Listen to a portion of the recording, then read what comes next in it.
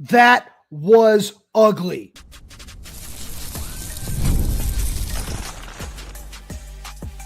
You are Locked On Huskies, your daily podcast on the Washington Huskies, part of the Locked On Podcast Network, your team every day.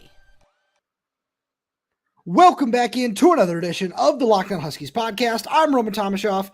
That's Lars Hanson. He's site editor with Athlon Sports Inside the Huskies. I'm the site editor with Huskies Wire. Thank you for making this your first watch or first listen of the days. We are part of the Locked On Podcast Network, your team every day. And today's episode is brought to you by Game Time. Download the Game Time app, create an account, and use code LOCKDOWNCollege for $20 off your first purchase.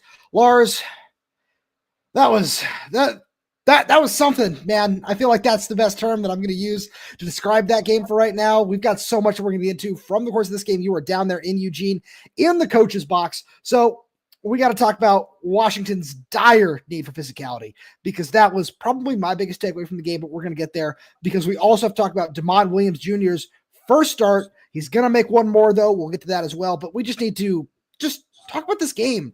Like, you're down there. What's the vibe?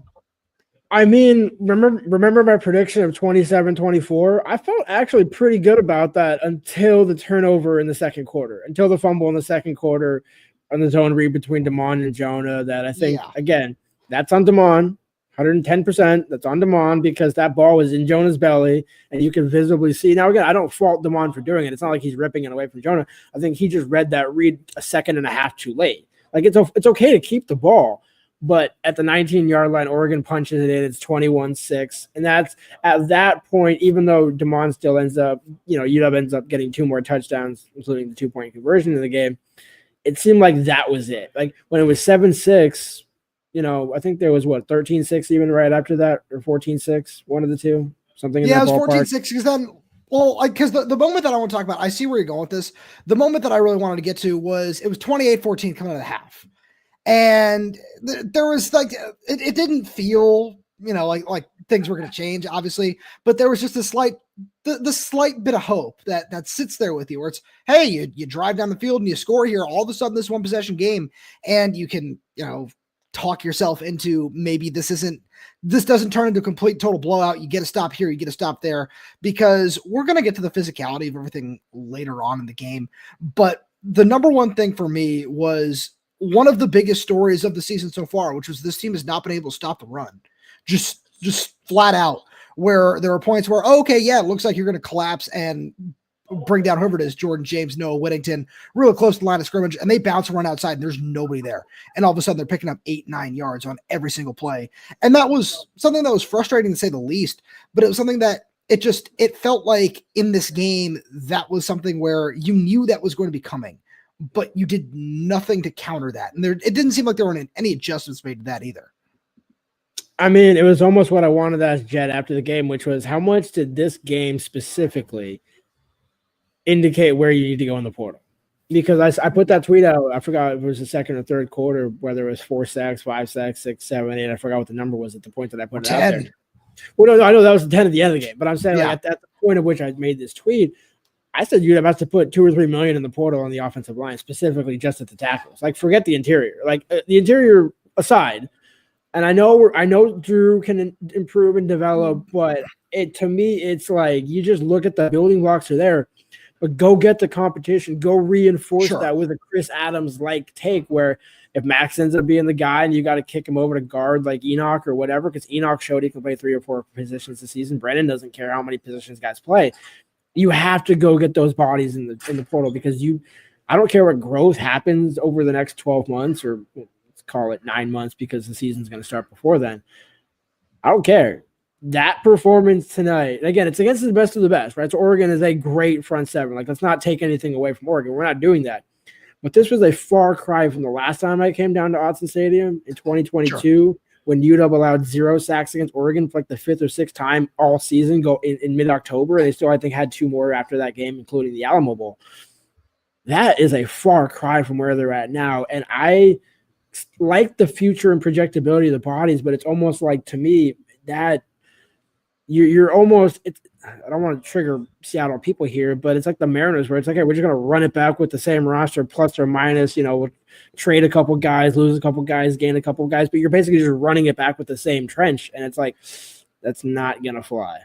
I get what you're saying because I don't disagree. Or it's something you and I have talked about off the air, on the air, is Washington does need to go get bodies on the offensive line. That's certainly, not necessarily the issue I take with your statement. I think that when I looked at both trenches, though, the much bigger problem I had was along the defensive line, where, it's something you talked to Jedd about after the game. He said Russell Davis out for the year. He suffered an injury in practice earlier this week, so we're not going to see him in the bowl game either. That's a bummer. Obviously, Zach Durfee, it's unfortunate he hasn't been able to stay healthy this season either, where that's a problem. Javon Parker torn Achilles a long time ago. That's obviously very far in the past at this point as well. But I think that side of the ball was way more glaring, especially when you look at what Oregon's defensive line was. Because, Lars, coming into the year, beside the point, we knew this offensive line was going to have some growing pains. We didn't think it would necessarily look like 10 sacks and 16 tackles for a loss in Eugene, but we knew there were going to be some significant growing pains on that side of the ball. But you look at Oregon's defensive line, and really, I was having PTSD flashbacks to being at the national championship in January, where it's Mason Graham and Kenneth Grant collapsing the pocket, just those defensive tackles collapsing the pocket on every single play. And that's what I couldn't get over personally, where, again, it's one thing to be Washington, be in the position that you are with the offensive line, where you had to piece it together through the spring transfer portal window. You had to rely on two guys that are coming off ACL tears that they suffered last season, where, that's part of it, obviously, right? And then you're relying on a sophomore that's played in the group of 5 at right tackle. You're relying at a rotation of redshirt freshmen and a guy who didn't play football last season at left tackle. I'm not making excuses here, but the point I'm trying to make is you look at Oregon's defensive line and you see a significant investment on a lot of guys through the transfer portal that are 1-2 year mercenary players. Jordan Birch, Derek Harmon are the players that come to mind instantly for me. I look at that and I say, that's what Washington needs to do in the portal. That's the number one thing that I took away from this game, is with a good couple of defensive tackles that can truly wreck the game, which we have not seen on Montlake in a very long time at this point. That's the thing. That's where I look at it and I say, where investments need to be made in the portal is right there, because the offensive line will grow and will get better, especially with a mobile quarterback like DeMond in front of you. Is it going to be perfect? No, absolutely not. But it's going to get better on that side of the ball. Right. No, I agree. I'm not saying, the younger guys be damned. Obviously, you got Hill, 100%, and Kaylee and Swanee. But I mean, Swanee, I think, has clearly been hurt this year. And then you have Max McCree, the JUCO. That'll be a senior next year. But none of those guys have done enough. Just like to your point, the defensive tackle position. Granted, Bandis is out of eligibility. Valdez, Coder could not come back, and it's almost like, would you want Valdez back, or do you want 2 fresh dudes plus Javon Parker whenever he's? Because again, part of this is, well, you're getting Javon Parker back, but again, similar with Zion, what version of him are you getting? And it's no slight to Javon, but especially after an Achilles injury, again, we've seen with, from Aaron Rodgers, whoever you call, to Zion, to whoever, you can come back and still play, but are you the same person? Whether I'm not talking mentally, I'm just talking I agree. Physically, we've seen those guys not be able to come. I don't think it's impossible, but that's almost more the reason why for both trenches. And even honestly, the front 7, if you think about the front 7 on everything from offense and defense, probably want to get another tight end. You want to get a couple linebackers in there. Not again, because again, you're losing Alfonso and Carson plus Drew Fowler, plus I feel like there's one more in there somewhere. I don't know. But the point being, it's like the guys coming back are all young or inexperienced or prone to hurt. I mean, Armand Parker, you could say hey, you don't need a tackle because you got Armand Parker if he explodes. And it's right. That's, again, the point of the Mariners solution of, hey, we're just going to run it back with the majority of the same roster. I'm going to make that claim until they prove me otherwise. And it's that's why you go out and get the investments. Go make that $1 million, $2 million defensive tackle. I know people don't want to hear it, but it's what difference would that have made tonight? I think it would have at least covered the spread. I think we're going to come back to that discussion. I agree, because we need to flip gears here a little bit and talk about DeMond Williams for a start.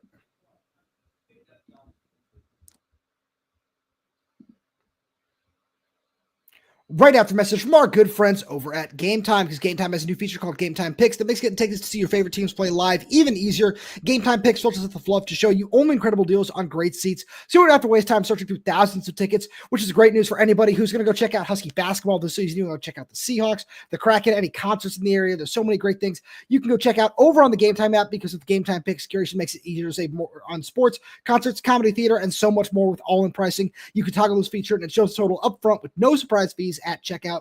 And with seat views, you can get a panoramic view from your seat in the app before you buy. Take the guesswork out of buying tickets with the Game Time Picks. Download the Game Time app, create an account, and use code LOCKDOWNCollege for $20 off your first purchase. Terms apply. Again, create an account and redeem code LOCKEDONCOLLEGE for $20 off. Download Game Time today. What time is it? Game time.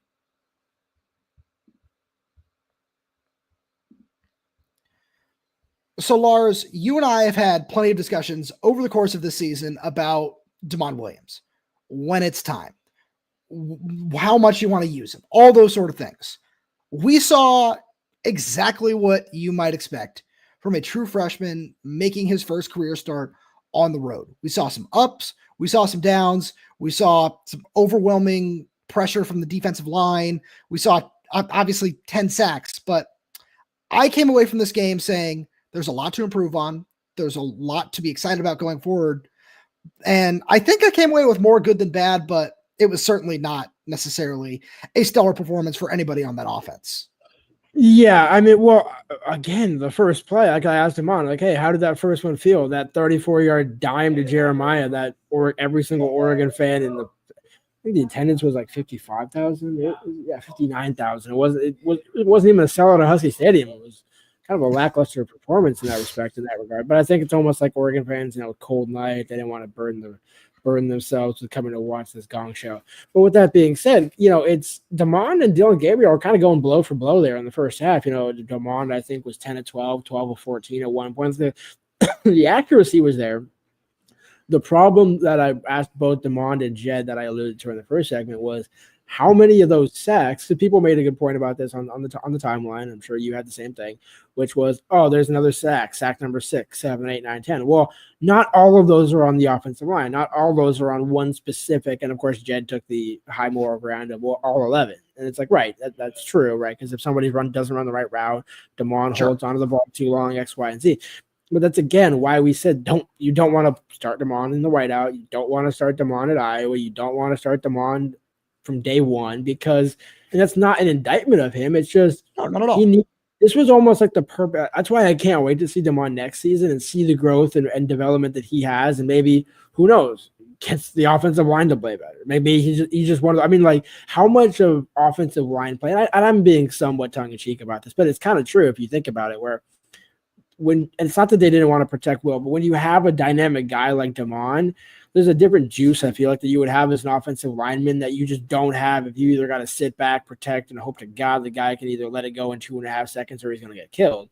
And I'm not specifically talking about Will, which is kind of that sort of style of quarterback. Sure. DeMond made a heck of a lot of play. I mean, I think he had 20-ish yards rushing tonight total when you factor in all 10 sacks. After all the sacks. But in terms of, that's the other side of that equation, is he could have had 60, 70 yards. He had multiple 10-plus runs in terms of – right. But at the same point, as speaking of which, I'm in the visiting coach's press box, there was a couple of plays in that first half where it's don't mind the rollout, but why is it an almost naked bootleg when you're doing the Adam? Right. And it's there's just certain plays which is why? Why are we doing here? I agree. And I feel like that's something where those are the calls that we certainly haven't seen nearly as much this season, that, as Jedd alluded to last week, feels way more confident calling for DeMond compared to Will. I feel that part's pretty obvious, but it's also just one of those things where some of it felt like a feeling out process for what this team is going to look like going forward. Our buddy Alex Katzen pointed out a great stat over on Twitter, where he said this coming season in 2025, Washington will have 9 players returning that have played more than 200 snaps this season. The last year and this year, that number was 0.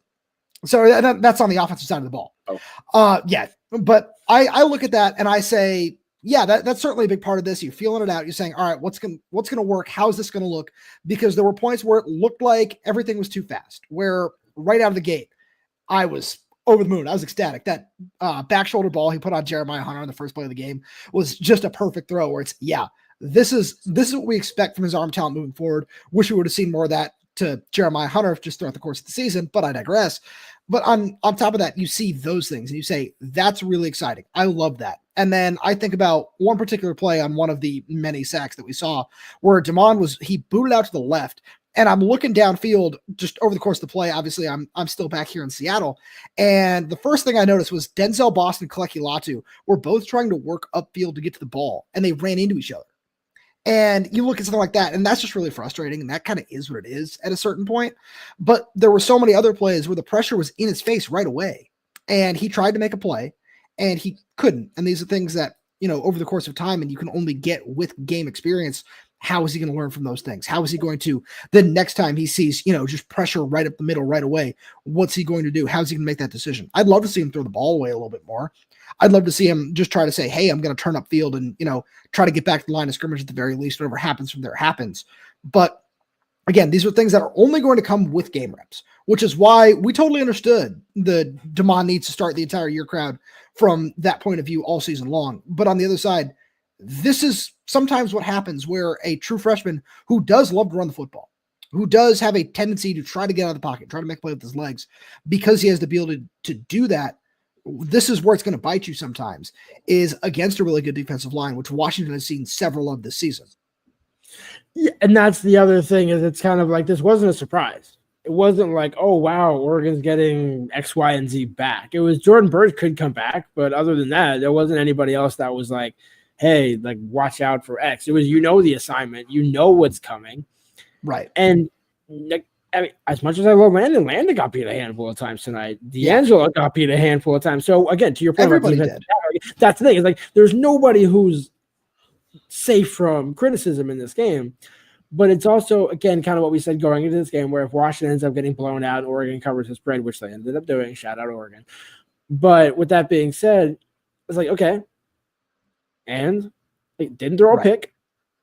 I will say there was that fumble, right? There was the fumble. But that's, 50-50 Jonah, communication, reading the situation, maybe just let him, because again, that's not really a Damon fumble, that's a Damon botch. I know botch isn't a stat and fumble is, so I get it, but like it's not the Eastern Michigan mistake, which was, hey, I'm lowering my head, I'm trying to get extra. Like he hasn't repeated the same mistake. And he's also going to finish the regular season with 0 picks. That says something, especially when he was actually taking deep shots. Which one do you think was better? And this speaks to next season as well. We both know where we stand on this. The Jeremiah catch and throw, the Denzel catch and throw. Oh, that Denzel catch was so special, man. This is a closer game. That is just a highlight reel throw. And yeah, that's something that certainly had me think about next season, because it is something where let's get back to your point a little bit earlier, where you think about what this is going to look like with an improved offensive line. I mean, we've both gotten questions of, hey, what's that going to look like in the transfer portal? And we're going to get to that over the point, just over the course of the next couple weeks, whatever that point might be with, oh, hey, this guy, they're going to try to invest here.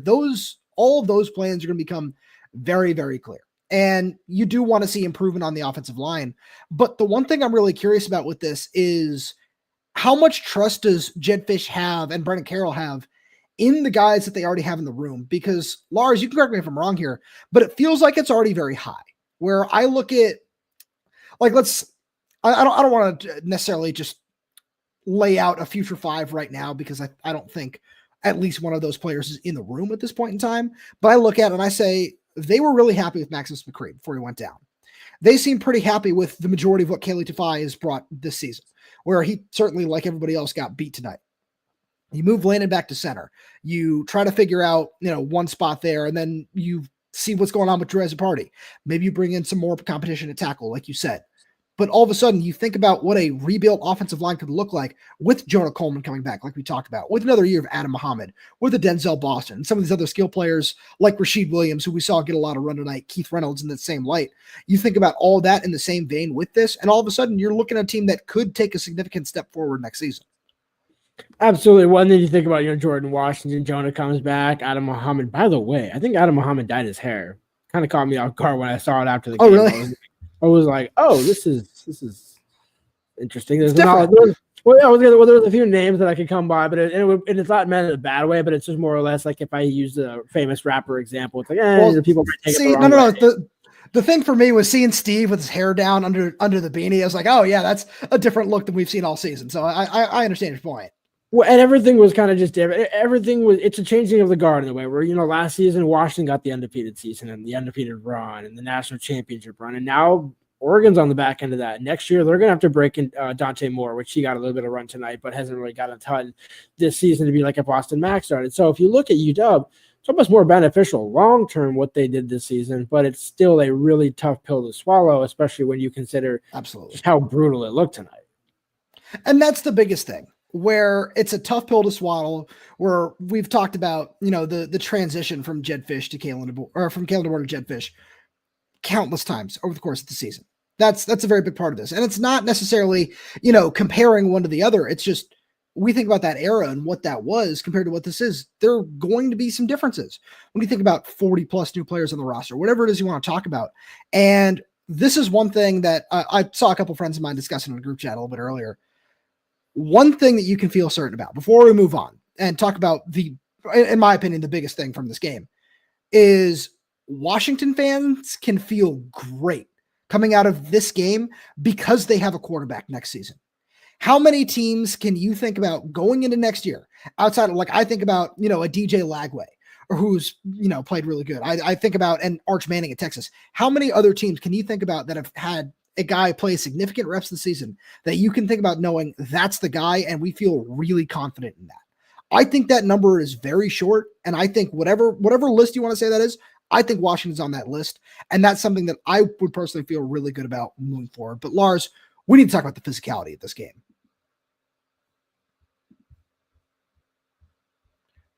Right after a message from our good friends over at FanDuel, because you can get ready to tackle the NFL action with FanDuel, America's #1 sportsbook. Because right now, new customers can bet $5 and get $150 in bonus bets if you win. The FanDuel Sportsbook app gives you everything you need to place live bets on the NFL all in one place. So when you get a hunch in the middle of the game, you can check out the latest stats, view live play-by-play, and so much more on the same page where you place your bets. Just visit FanDuel.com to join today. You'll get started with $150 in bonus bets if you win your first $5 bet. That's FanDuel.com. Never waste a hunch. Make every moment more with FanDuel, an official sportsbook partner of the NFL. And a couple bets we've got going all season long over here on Locked On Huskies. Jaden Daniels for Rookie of the Year, Josh Allen for MVP. Love those. You should go check out those odds and so many more over on FanDuel.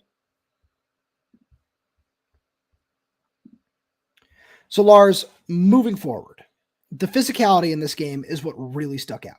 And this is something that has been just a big thing in every road game, where I think about Iowa, Indiana, Penn State, where it was just an overwhelming physicality. And it's that one thing where you look at it and you say, all right, if you're able to get pushed every once in a while along the defensive line, that would be helpful. Dylan Gabriel had all day to throw, all day. And you look at the other side of the ball, Jonah Coleman had 3 yards rushing tonight, 3 on 11 attempts. You talk about where the difference in the game was. That it's right there. That was the biggest difference in this game, was the inability to create a push and the inability to just do that. Honestly, just create a push on either side of the ball. That was the most frustrating thing, where every time Dylan Gabriel dropped back to pass, it was, all right, what does he want to do? Because he's got all day to throw. And then on the other side of the ball, where, again, the fact that Demond went 17 to 20 with the pressure he was under was really impressive to me. But it's that same thing where when I highlighted defensive tackles earlier on in this year's show, this is why, because I do trust this coaching staff to find a way to make it work on the offensive line. On the defensive line, though, you need a major upgrade. I love that 1850s reference you almost had. You slid in there with this here podcast. It's like this here show. Anyways, I just love that. Anyways, because it's not a shot. I think you thought that was really smooth. No, you're absolutely right. Where it reminded me of that line from Remember the Titans, where it's like, he's getting beat like he stole something, coach, like whatever Mr. Whatever. Yeah. Was talking to, and it's just like, pick what's out of the ball. And I mean, even special teams, whatever the plan was. I mean, here's drove me up a wall, man. That's where the physicality starts. What happened in the Chris Peterson era? You had Kevin King, Marcus Peters, Keyshawn Bierria, JoJo McIntosh, the Ezekiel Turner, the dudes that are now, by the way, where are most of those guys that I just mentioned? In the NFL. Thank you very much, sir. And again, the alley-oops work perfectly with the show. But it's a reminder of that's where, and Jedd knows this more than anybody being in the NFL, That's where your entire program starts. Jim Harbaugh, you can say, is an offensive guy with a tough-nosed defense guy. Both Harbaugh brothers care most about special teams.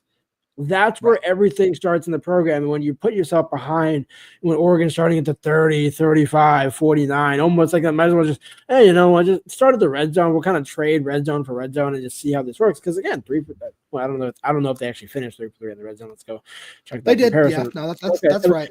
Right, but the other side of that equation is Oregon finishes 7 for 7. And it really was like the Penn State game in a way where it's just like, I mean, that first drive, it was clear early on, like, yeah, okay, this better be a shootout or, 70 might be a real. I never thought 70 would be real because I think, that requires turnovers, like multiple. I'm talking like a pick six in there, and like you actually need to scoop a couple scooping scores on that one or a special teams touchdown. Was a little disappointed UW didn't have any on the halftime kickoff or that kick right before halftime that went just under the crossbar. Thought that might have been an opportunity, but again, it kind of speaks to.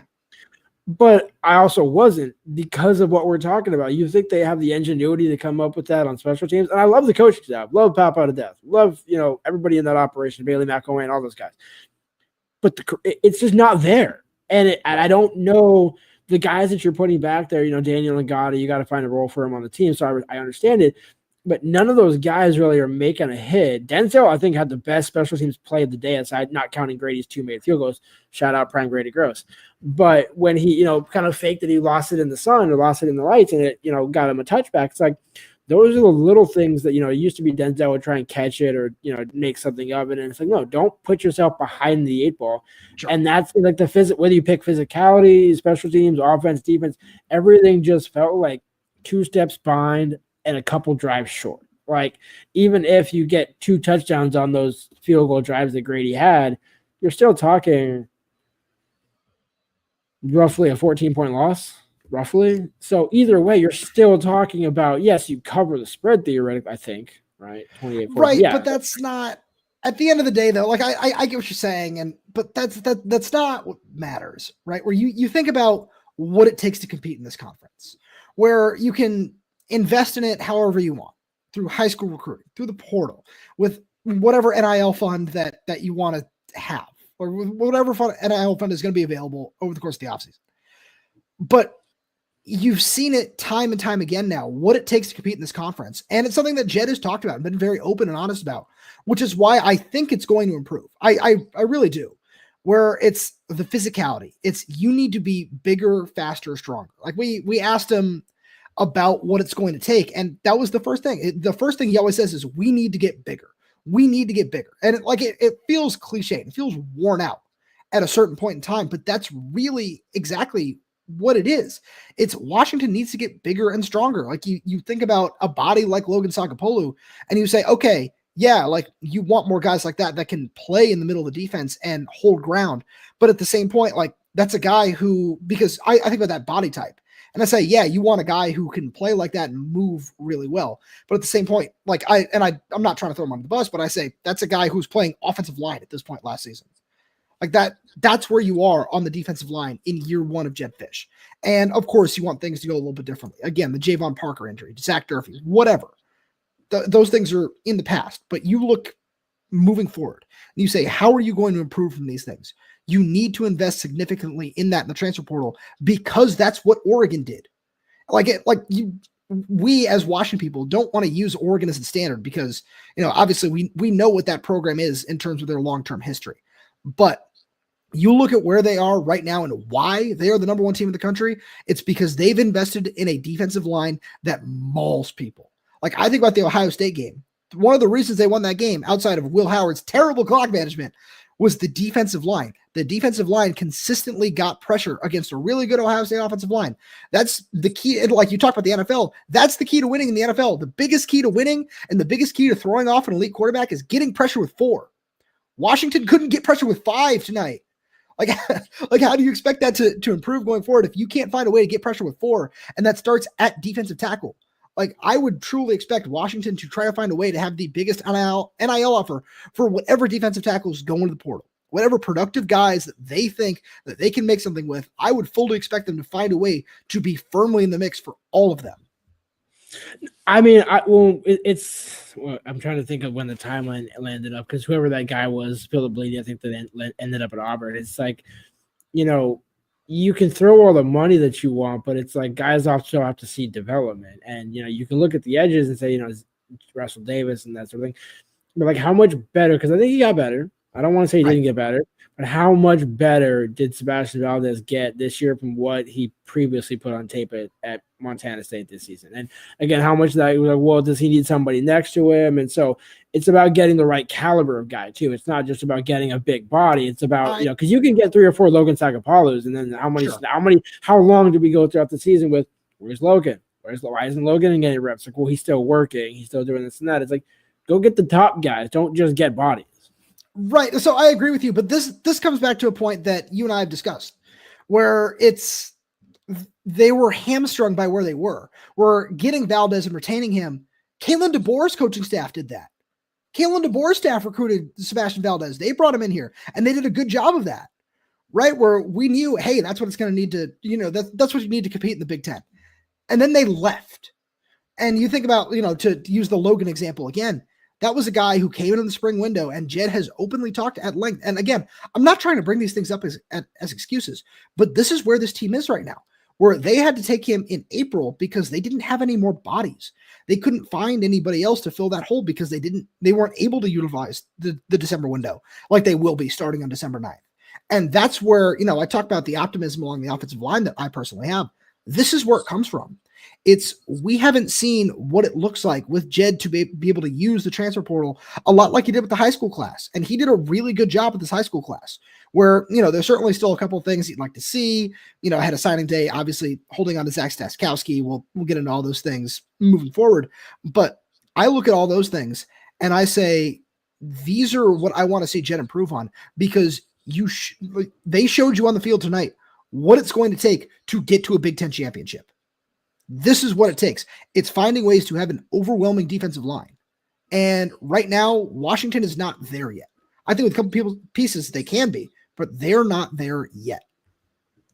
No, they're not. And they can certainly close that gap. But again, it's just the, dealer's choice of going in the portal. You don't know what you're going to find. You can't really entice guys to leave. You can't right. The day and age when you can trade players, then college football will truly be lit, because then you can go say, hey, I want that's going to be a disaster, but we'll give you 3 players and a potential, $2 million NIL in exchange for your premier defensive tackle. We'll rework his contract and NIL deal. I mean, that's what you're eventually. I mean, how do you not end up at that destination in 5-10 years? Or honestly, probably less at this point. That's a discussion for a different day where Lars tries to rework college football as a whole. But until that point, Lars, as always, thank you so much for being here. Thank you every day for tuning in. We really do appreciate your support. And if you want to be able to join us when we go live, which we might have to do a little bit more often, depending on what happens, the transfer portal opens, you're going to want to stay tuned. Also, make sure you check out the link to our insider program, which is down in the description below, where you're going to hear all the transfer portal rumors for Washington first.